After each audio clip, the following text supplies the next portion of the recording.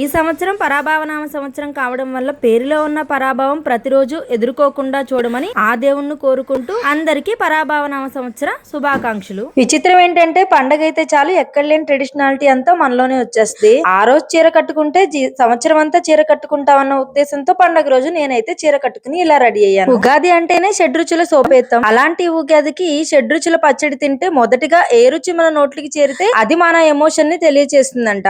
నాకైతే తీపి తెలిసింది. అందుకే సంవత్సరం అంతా నేను సంతోషంగా ఉండడానికి ట్రై చేస్తాను. మరి మీకే రుచి తెలిసిందో కూడా కమెంట్ చేయండి. ప్రాంతాల వారీగా మనం చేసుకునే ప్రసాదాలు కూడా మారిపోతాయి. ఉగాది రోజు మాత్రం మేము కృష్ణా జిల్లా వాళ్ళం కాబట్టి మేము పండించే పంటలు వరి, మినపప్పు. మొదటి పంటలో వచ్చిన వరి బియ్యాన్ని కొత్త బియ్యంతో పరవాన్నం వండుతాం. రెండో పంటలో వచ్చిన మినపప్పుని మాత్రం గారెలు వండుకుని తింటాము. ఇదే మా స్పెషాలిటీ అన్నమాట. అయినా ఇప్పుడు ఎందుకు చెప్తున్నావు, దొంగలు పడ్డ 6 నెలల కుక్కలు మొరిగినట్టు పండుగ అయిపోయిన వారానికి ఈ పంచాయతీ ఎందుకు అనుకుంటున్నారా? వచ్చే సంవత్సరానికి ఉపయోగపడుతుందని చెప్తున్నాను. ఇలాగా ఈ పండక్కి పొరపాటును కూడా చేసుకొని పిండి వంటలు కొన్ని ఉన్నాయి. పాల తాలికలు, జంతికలు, చెక్కుడాయలు. ఎందుకంటే అవి చిక్కులు చిక్కులుగా ఉంటాయి. సంవత్సరం అంతా చిక్కులు వస్తాయని. జాగ్రత్త మరి.